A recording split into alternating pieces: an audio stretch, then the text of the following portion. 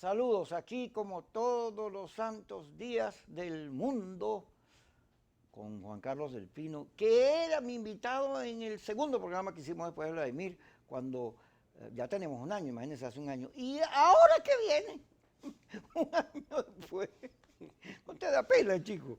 ¿Qué va a decir la gente? No, chicos, para nada. Pero lo bueno se hace esperar. Además, tú sabes que yo te quiero, te aprecio. Así es, somos amigos. Siempre he hablado bien. Es más, yo creo que te empavé. ¿Por qué? Porque cuando empezaste a sonar como candidato al CNE, no se había nombrado a nadie, yo dije, Juan Carlos, qué maravilla. E inmediatamente. No, hiciste campaña. Sí. No. No sé si te ayudé, pero, Bueno, pero ahí está, ahí está. sí, claro, afortunadamente. Además que yo siempre he dicho que tú, de los que estaban allí, el más diligente era tú, el que resolvía todo eras tú. Bueno, porque venía de haber sido durante 4 años director de la Oficina Nacional de Participación Política, que se conocía antiguamente como partidos políticos, y eso pues lo conectaba a uno con el mundo político, pues, de tirios y troyanos. Ahora ven acá, fíjate, el tema electoral, con la honestidad del caso. Aquí se ha vertido sobre el tema electoral mucha cosa injusta.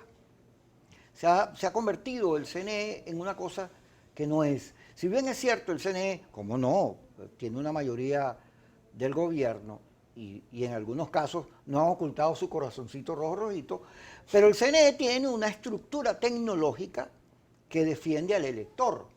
A lo mejor no lo defiende de los puntos rojos, de los abusos, de la repartida de cosas cuando hay elecciones, pero todo el mundo, en las distintas pruebas que se hacen, dice, no, mira, y hay unas llaves.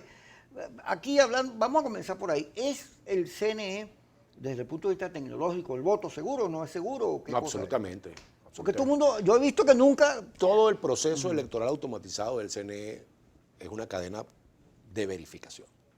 O sea, todo lo que, desde el punto de vista tecnológico, automatizado, es perfectamente verificable por los actores políticos. Y lo hacen en cada elección durante 12 o 13 jornadas distintas en varias auditorías que se hacen.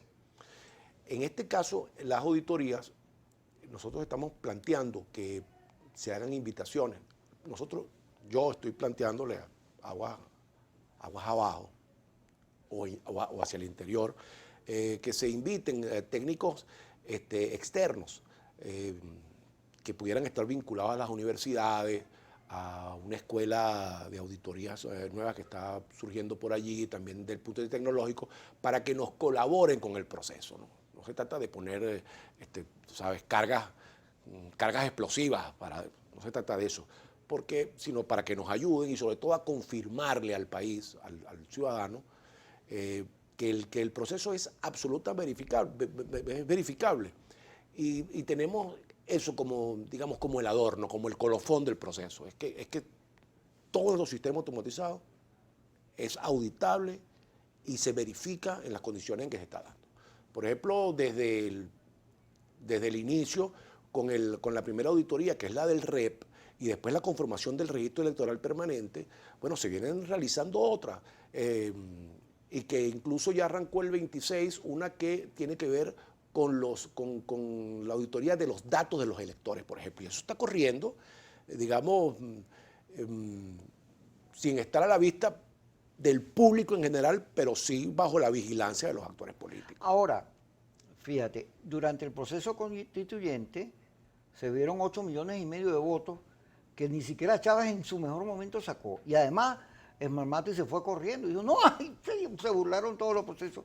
Y eso trajo consecuencias que la gente dijo, ¡ajá!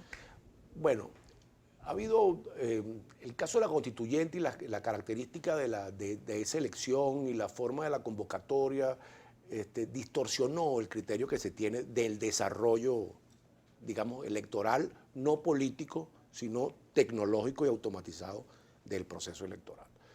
Este proceso además tiene otras características externas, bueno, que lo distorsionan y que van de las mismas personas cuyo interés principal es que se desarrolle el proceso. Entonces estas distorsiones no nos colaboran, ¿verdad?, en presentar un proceso electoral donde el venezolano tiene la necesidad de que sea reconocido por la mayoría de ellos. Y que incluso eso pueda pivotearnos en la opinión que el mundo pudiera tenerse de nuestro proceso. Bueno, porque al final esto necesita, tiene que arrojar un resultado en lo político y en lo institucional en Venezuela que nos permita mejorar como país, porque en este mundo maniqueo, en este país polarizado, en el medio está la gente. Así es. Y, entonces, su sufrimiento, y su y entonces esta realidad que andan viviendo necesitan de que nosotros nos empinemos sobre otras cosas. Entonces, pero para cerrar el procedimiento, nosotros en el CNE, no en lo político, sino en lo tecnológico, nosotros brindamos un proceso verificable, transparente, auditable en todas sus partes. Claro, el tema votar o no votar se ha convertido en la oposición, no así para el gobierno anda en campaña. Hay protestas en el país, 47 protestas se registraron en 17 estados el día viernes. Vimos en las redes, están todas, hay unas protestas donde hay una gente persiguiendo a la Guardia Nacional y dándole golpes y todas esas, y hay otras donde en el saqueo le caen una alcaldía y los funcionarios empiezan a disparar y cosas de esas. Pero lo que estamos viendo son protestas pacíficas que están dentro del marco de la Constitución y las leyes y además son naturales en un país que está viviendo la situación que está viviendo. Correcto, sí. Pero el tema del voto, con motivo de las protestas, un país segmentado como el que estamos, bueno, está el gobierno, que ya está buscando en campaña electoral conquistar la Asamblea Nacional, pero la oposición está muy segmentada. Tiene grupos que dicen, ni que, lo dice María Corina, ni con José Gregorio Hernández, yo voy a votar ahí porque eso es trampa. O los grupos que están cercanos a Guaidó, que no creen en las salidas electorales, sino de fuerza. Aunque la última consigna de Guaidó es, vamos a la calle para tener elecciones limpias. Ahí editaron alguito, porque antes solo era el cese de la usurpación, la transición y elecciones libres. Estaba de último, parece que ahora la pueden poner de primero. Y está Capriles y la negociación, hoy se van los enviados de la Unión Europea, vamos a ver qué dice el gobierno, qué salida se manejaron y si Capriles va a participar o no. Pero el tema electoral es como la base del centro de todo lo que pasa, porque votar o no votar. Y entonces hay una mitología muy grande, porque entonces se habla de las condiciones, pero bueno, ahí está Capriles buscando condiciones, la liberación de los presos de condiciones. El hecho de que ya se anunciara que la Asamblea Constituyente cese sus funciones son condiciones. El hecho de que Tibisay y Lucena no estuviera, que hubiera una de esas condiciones, pero siempre no, faltan las condiciones. ¿Cuáles son las condiciones que hacen falta para que el proceso esté, que no se le pueda hablar nada, pero eso me lo vas a contestar cuando regresemos, porque la Yesenia Balsa, que trabajó contigo allá en el CNE, ya te está haciendo señas de que corta. Ya regresamos con Juan Carlos del Pino, aquí en su programa Kiko por Globovisión.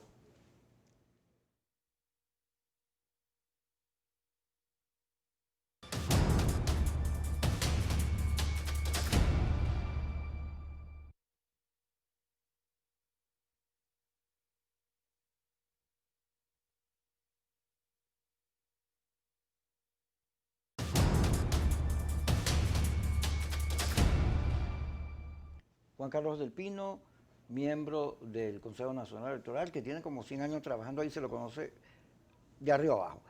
¿Cuáles son las condiciones ideales para que la gente vaya a votar sin duda alguna? Bueno, pero es que tendríamos que hacer una diferencia entre las condiciones externas políticas que necesita el proceso y las condiciones que el propio CNE, y desde el punto de vista de la tecnología y del propio sistema, ofrece. Estas hemos dicho que son incólumes, que son transparentes, verificables, es decir, al servicio de la expresión del voto.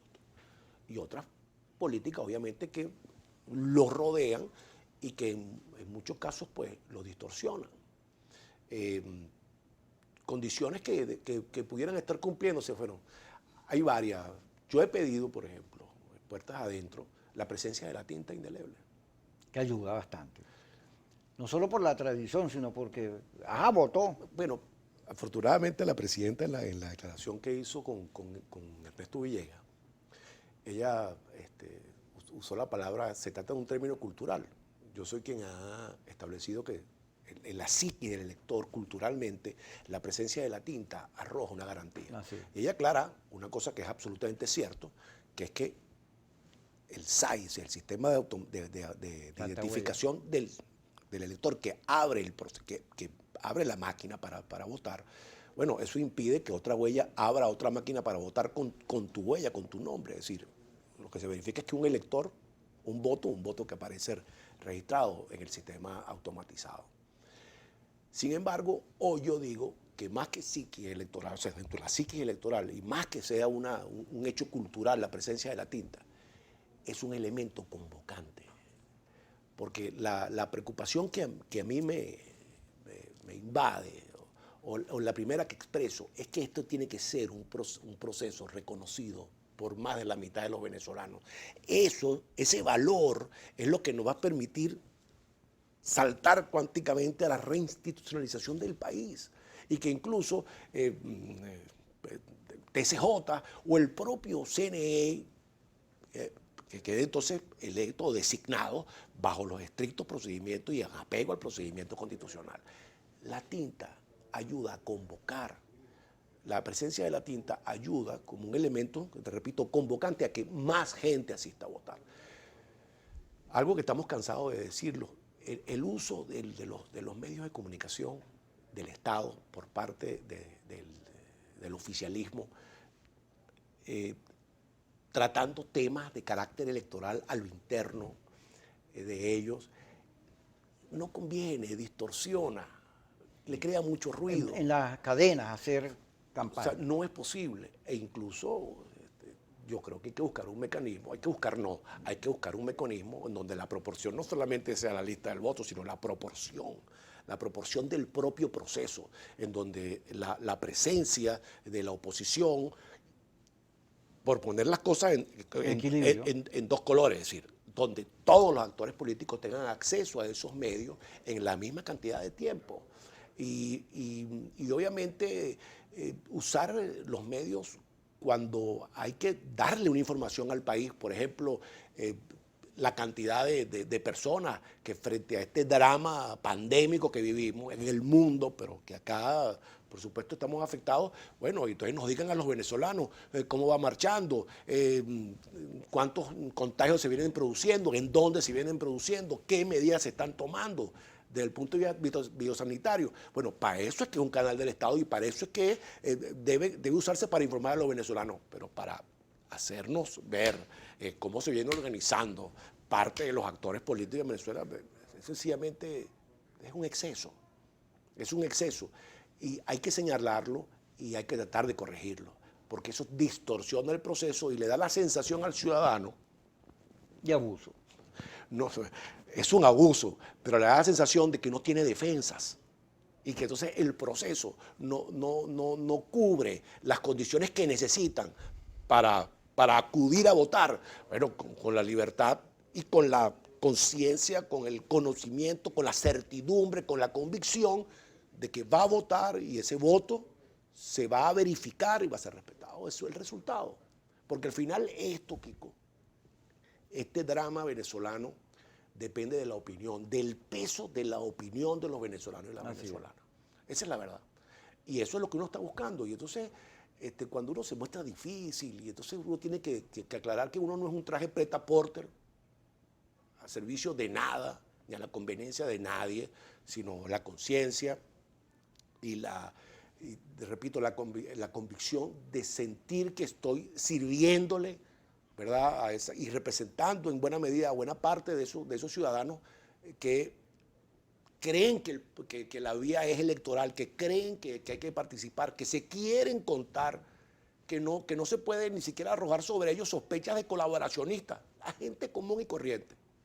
La gente, el elector, el que va a votar, el que decide si una oferta le conviene o no le conviene, y sobre todo lo que ya la frase manía de la sabiduría popular, la gente sabe por quién quiere votar, por quién quisiera votar y por quién no va a votar. Eso es verdad.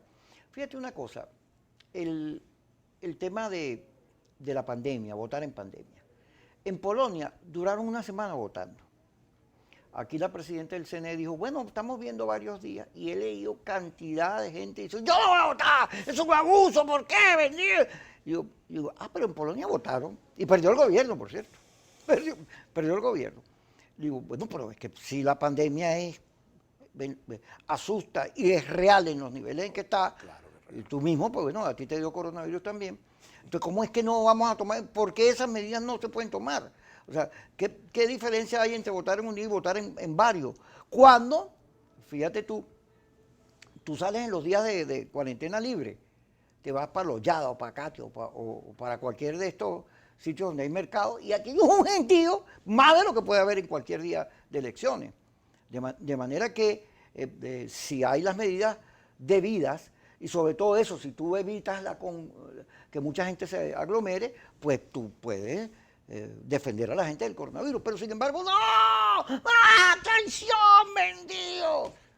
Bueno, porque es que es como cuando a los que juegan béisbol, cuando se la ponen Bombita. le hacen swing. Mire, Kiko, hermano, es una propuesta, o sea, hay un debate que se está dando a lo interno de los rectores principales, en donde hay una manifiesta preocupación porque la elección se realice en el medio de esta crisis pandémica. Y han surgido un trío de tesis. Una de ellas, hacerla en un par de días, ¿no? Que es lo que la presidenta asomó en el programa, en la entrevista que dio hace 2 domingos. Pero hay otra tesis a lo interno que dice que el proceso lo que puede hacer es Prorrogarse. Sí, prorrogarse. Ha pasado.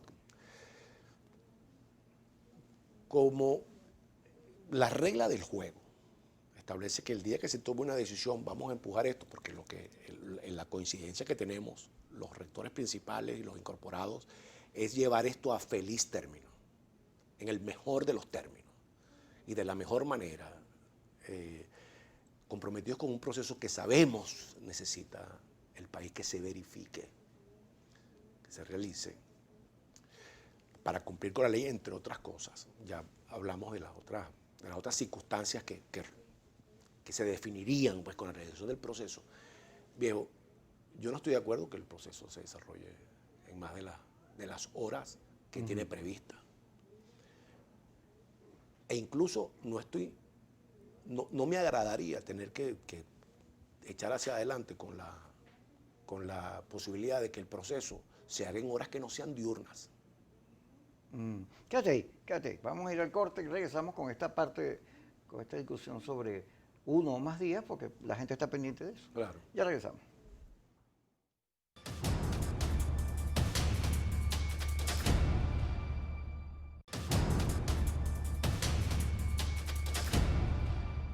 Seguimos con Juan Carlos del Pino, aquí con nosotros hablando del CNE de las elecciones. Y estamos en el tema de cuántos días. Tú decías, yo no estoy de acuerdo en que se haga más allá del día que toca. Pero creo que extendiendo el horario. Es un debate, eso es un debate que hay adentro. La presidenta estableció que había un debate y que la preocupación que asista a ella y a los otros rectores sobre el problema del cuidado biosanitario, bueno, es válido, es plausible, pero es una propuesta y ahí se está generando un debate.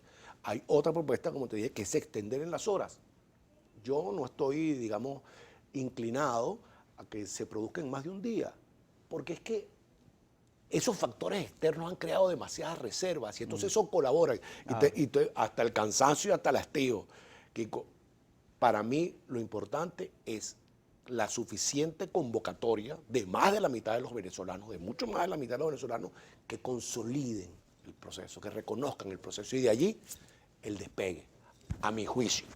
Tampoco estoy, digamos, inclinado a que el proceso dure lo que dura la luz del sol, por algunos aspectos, incluso porque tenemos esta crisis que, bueno, puede no haber luz, pues, es como totas de noche. Es verdad. Bueno, entonces, pero eso son cosas que están en el proceso y una vez que lo decida el directorio, vamos a empujar parejo. Juan Carlos, a lo mejor la gente que te está viendo, muchos no saben quién eres tú, pero yo que te conozco de toda la vida, puedo aquí decir que yo confío absolutamente en ti, porque además la gente que recuerda dónde vienes tú a tu papá, yo recuerdo cuando siempre te lo he dicho, cuando tu papá le dijo a Pérez, permítame, señor presidente, decirle la verdad aunque no le guste, y se las dijo. Y además, Seguramente. tu comportamiento político siempre ha sido como eres tú, pues. Así A ti no te sencillo. pueden acusar de raro, ¿no? De traición, de cosas de esas, que son unos argumentos que se utilizan en las redes para volver trizas a quien no piensa como la gente. Y que además les recomiendo que vean un documental que hay en Netflix sobre las redes y los Sí. verdaderos laboratorios, que son los mismos que hacen Google, WhatsApp, todos ellos que planifican y convierten a la gente en modelos y que incentivan, por cierto, la polarización, esos laboratorios que son las redes. Pero eso es para hablar de otra cosa. Por cierto que el trato a lo interno, de las cosas que he venido diciendo o que publico en mi Twitter, ha tenido, digamos, no es que es la aceptación o el acuerdo de los demás Que compañeros, tú eres polémico. pero allí en el CNE hay personas que tienen formación parlamentaria, empezando por la Presidente. Entonces, su formación en el trabajo del Congreso Es de debate. claro, y entonces tolera y Ajá, pero permite y podríamos discute. decir, fíjate, Tania D'Amelio, yo sé que es complicado Leonardo decirlo, Morales. es complicado que meterte en ese tema, pero nosotros en este programa y en todos los espacios donde me toca intervenir, hemos señalado que la institucionalización del país, el regresar a la democracia, pasa porque este CNE sea transparente, que actúe para que la gente vote y no para favorecer cualquier otra tendencia, es decir, al gobierno. ¿Hay conciencia de eso en el CNE? Pues claro. Tan claras las rectoras que primero No el está país, claro, después... y cada rector principal sabe el papel que tiene que cumplir. Y de los rectores suplentes incorporados, que formamos parte de las comisiones, de los organismos subordinados del CNE, las 3 comisiones que son su pilar de organizativo, sus 3 pilares organizativos, estamos en cuenta del papel que nos toca. Al grado, Kiko, que no son comportamientos estancos estos organismos subordinados, estas comisiones. Yo he estado opinando de cosas que le corresponde a otra comisión en lo básico. Articulo con mis viejos compañeros, directores de generales o de línea, articulo cosas en áreas que le puede corresponder, digamos, a la Junta. Me he ofrecido a colaborar con la cuestión esta de llevar a buen término las auditorías, como siempre pasa, con la presencia de uno allí, pues. Es decir, no son comportamientos estancos y los rectores pueden trabajar en varios temas, específicamente los importantes. Por ejemplo, nosotros en CRECE, que es la comisión que preside la doctora D'Amelio, que integra la doctora Gutiérrez, y yo las acompaño allí. Estamos entregando hoy al directorio, o sea, de aquí salimos a trabajar el registro electoral indígena que se va a verificar en la asamblea, donde van a escoger a los diputados indígenas de las 3 regiones, que tienen alrededor de 4.000 electores. Pero eso se trabajó, pues, digamos, a lo individual hemos trabajado eso, pero no son comportamientos estancos y opinamos y colaboramos en otros, pues, de las funciones, de las actividades diarias del CNE. Entonces, 2 puntos, finalizar. Los rectores saben cuál es el papel que le corresponde a cada quien desarrollar allí, en esa composición que tienen, y yo estoy seguro que a los que yo debo acompañar por vías naturales, lo vienen cumpliendo. Ahora, tú hiciste unas declaraciones con Vladimir que se armó un zafarrancho al respecto de las elecciones de Bolívar, de Andrés Velázquez. Andrés, que yo lo quiero mucho, se ha radicalizado a un extremo que uno dice, bueno, pero es que Andrés siempre ha estado involucrado en hechos donde no se le reconocen sus votos. Y en este caso, fíjate, se hizo un reclamo que fue a la sala electoral y nunca, de ahí no salió. Y entonces tú dijiste... Bueno, yo expliqué muy bien en la reunión con él, expliqué muy bien, yo no recojo nada de lo que dije, sencillamente reclamé que hubo un término que usaron que yo jamás utilicé. Y bueno, eso ha quedado así, pues. Vamos a continuar, eso ya, no recojo nada de lo que dije, con eso te digo. Ok, pero fíjate, el poder electoral es parte de la nueva Constitución, ahora Claro, es un poder, así es. de manera tal que el poder tiene que actuar autónomo. Y en ese caso ocurren episodios como esto de que la gente vota aquí en la esquina y lo mandan a votar a otro estado. Y eso ha sido señalado, yo en las redes vi una cosa de los nombres, pero después me lo aclararon, que era un señor de un apellido estos muy normales y había como 60, y es verdad, hay 60 con el mismo nombre. Pero después vi lo de los traslados y no lo entiendo. ¿Por qué se sigue trasladando la gente y cambiando los circuitos? Bueno, porque también hay gente que son unos transcriptores y hay un error de número y pasa. Sucede, pues. ¿No? Es que, pues, justamente las auditorías, poner la vista sobre las actividades, revisarlas, bueno, te das cuenta que se producen errores y los corriges. Nosotros corregimos rápidamente unos errores. A través mío se corrigieron bastantes errores. Y ahí están las estadísticas de registro de la cantidad de cambios que se regresaron a su estado o a su centro De votación natural. natural. Hubo un momento, después que esto, digamos, tomó crisis, es que cuando esto tomó crisis, bueno, se puso una condición, porque empezaron entonces a salir denuncias. Si usted, denunciante, estaba en ese centro de votación el 30 de enero, usted va a ser regresado. Entonces se hizo ahí un trabajo de las solicitudes que se atendieron y que se regresaron. Y lo de los nombres que había... Coscajuela puede decir, por ejemplo, si se regresó o no. Ajá. Chubo puede decir si se regresó o no. Ok, pero fíjate, los nombres, En horas. que eran una gente que había 80 Superman o Campos o Bueno, José Pérez. porque así somos. Pero realmente el caso de varios nombres, de varios electores en varios sitios y algunos en el estado Miranda, cuando tú vas al fondo, entonces ves que el día de nacimiento es otro, que su sitio de nacimiento es otro, son distintos. Entonces te das cuenta que son homónimos, son electores homónimos. Vamos a ir al corte. Más de un Francisco Bautista. Pero, bueno, tú sabes que cuando yo me metí en las redes puse Kiko Bautista, yo le cambié, era KK, Claro. yo le puse C para diferenciarme de los Kiko muy Del populares. cachetón. Sí, y de Kiko Mendible. Pero todavía hay varios que se fusilaron el Kiko con C. Ya regresamos aquí con Juan Carlos del Pino hablando de las elecciones y todo esto del CNE.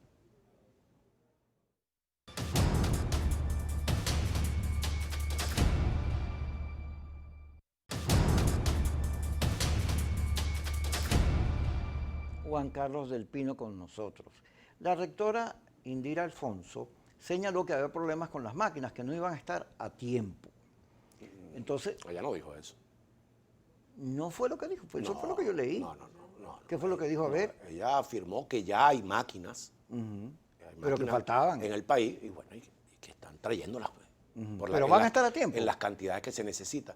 Bueno, fíjate tú, el 18 de octubre es el día que en el cronograma está establecido para el simulacro que se hacen en todas las elecciones. Ese es un momento en que ese simulacro familiariza, además de las ferias electorales, familiariza al elector con el nuevo software, la nueva máquina, es decir, cómo se desarrolla simulamos todo el proceso logístico del día de la elección durante una jornada electoral especial, adelantada al simulacro.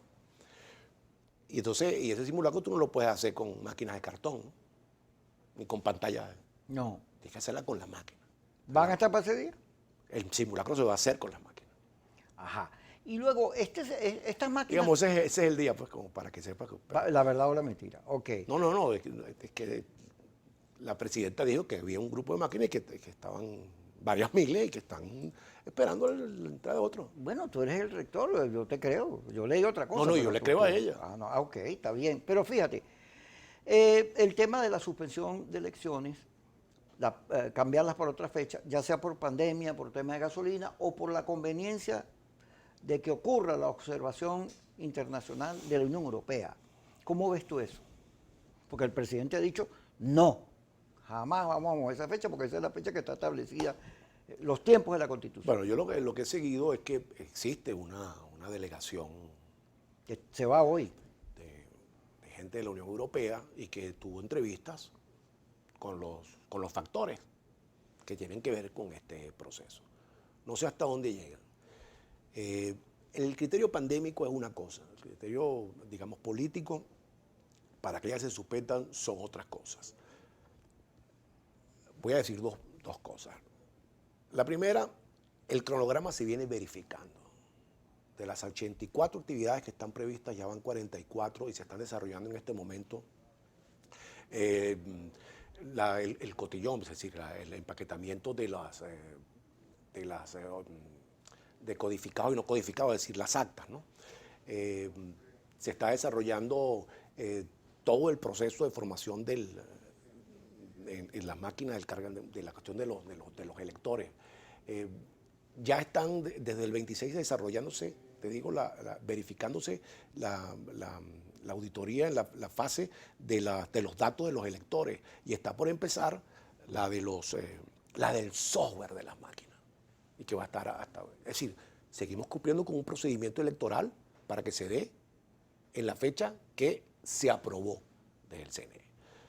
No sé qué carácter político pueda tener, digamos, para suspender, pero nosotros estamos trabajando para que se realice el 6. Y en lo personal, creo que está en manos de los venezolanos establecer o decidir con el peso de su opinión que el día 5 de enero se esté juramentando una Asamblea Nacional que no deje dudas de nada. Ahora, no haría falta la observación internacional. Porque Eso, fíjate que pero ese Capriles otro está tema. condicionando su Ese es otro participación tema en eso. que sí la presidenta en su entrevista dijo que ella, veedores, observadores, veedores y acompañantes.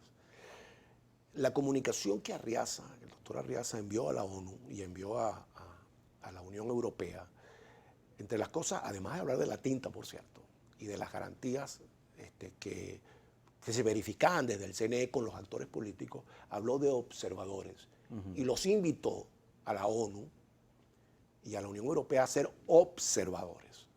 Que el término observador y el término veedor o acompañante es que el observador, valga el pleonasmo o la cacofonía, tienen carácter vinculante. Ese pequeño detalle, tienen una realidad jurídica Puede decir, importante. mira, esto aquí... Pudiera estar observándonos alguna anormalidad que pudiera producirse.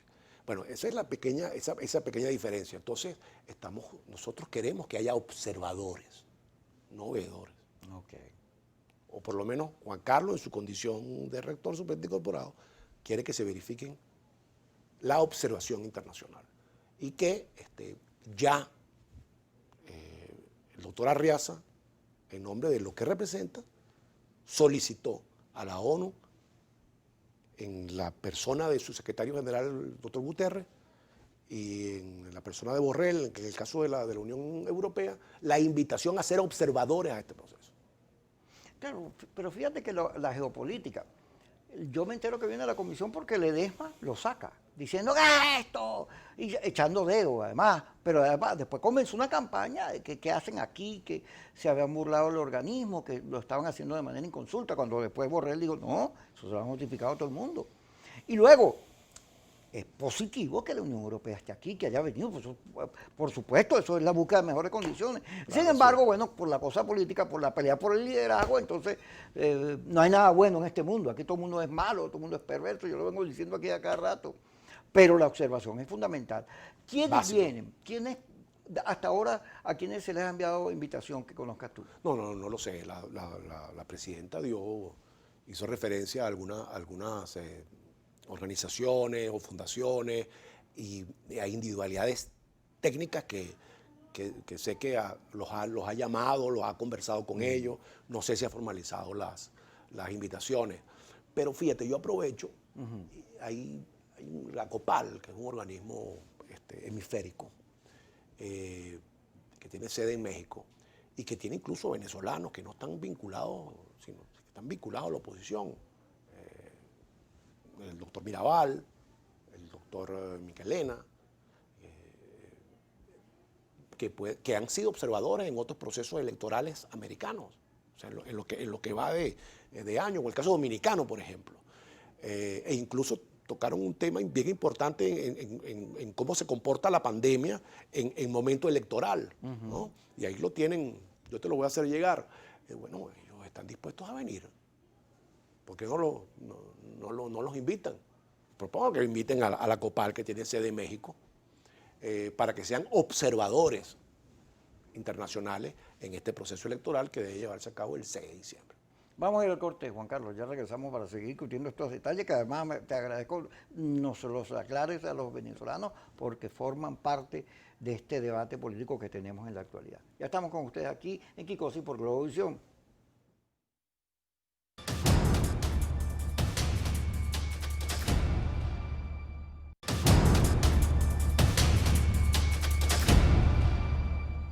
Seguimos con Juan Carlos del Pino conversando sobre estos temas que están en todos lados, pero que esta es una oportunidad para aclararlo. Ya tocamos observación, máquinas. Ajá, el nivel de participación que tú me dijiste ahorita, bueno, ya mandaron unos informes de cómo se comporta la gente en pandemia votando. Disminuye. Bueno, la COPAL. La COPAL, sí. ¿Disminuye o no disminuye? ¿Cuánto? Hasta ahora las encuestadoras dan unos números que van desde 40 hasta 57.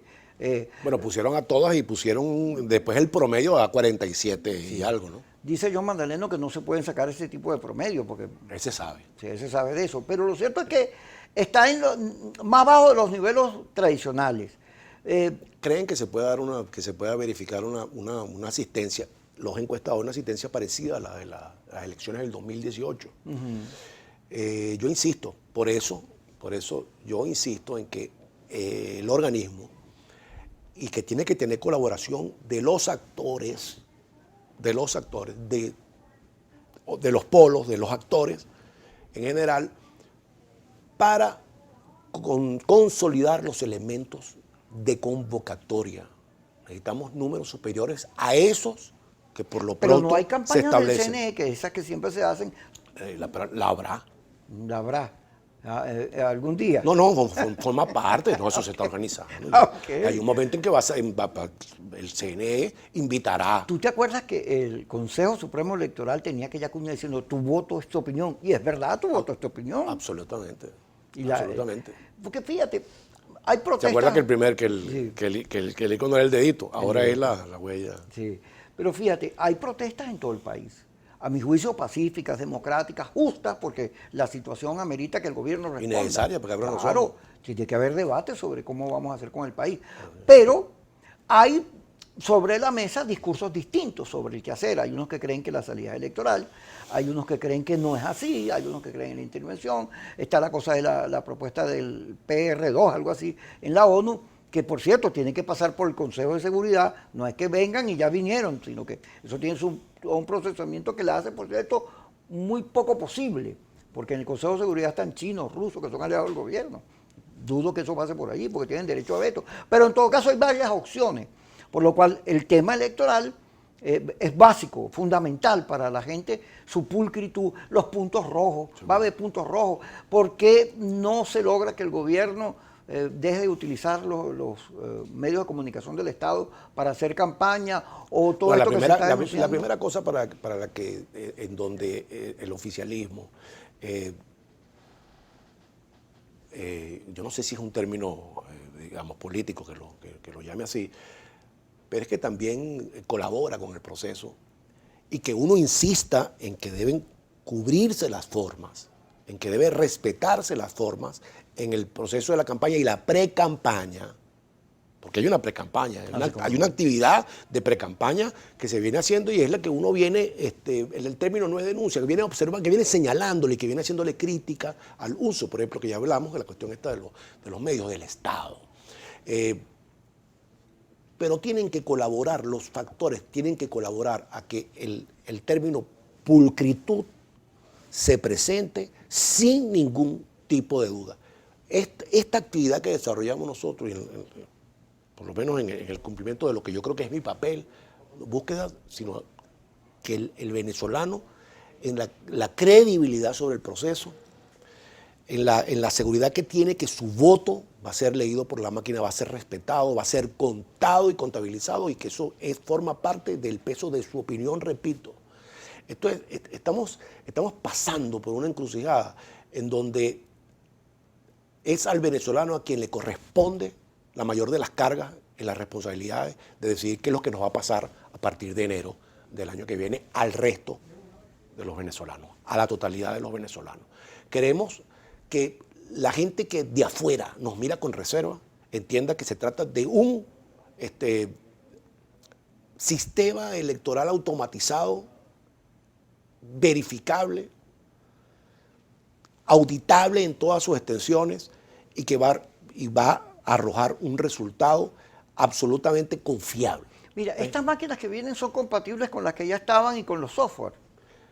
Estas máquinas tienen, aunque hay especialistas que me han dicho que no se trata de exactamente un software, pero es un software de las máquinas, son máquinas nuevas, son máquinas nuevas con un software nuevo y un comportamiento nuevo, de mucha mayor facilidad para el elector. Son tan amplias, de tal calidad que en este proceso nuevo, en esta elección no va a haber boletas electrónicas. O sea que tú verificabas el voto en la boleta, te aparecía en la pantalla, entre la pantalla le dabas para votar. Ahora vas a votar directamente en la pantalla. Pero te vas sin a tu confundirte. papelito, ¿no? No, claro. Claro, tu constancia, lo que tú pones, la de la auditoría, de fase 1, fase 2 y fase 3 del ciudadano.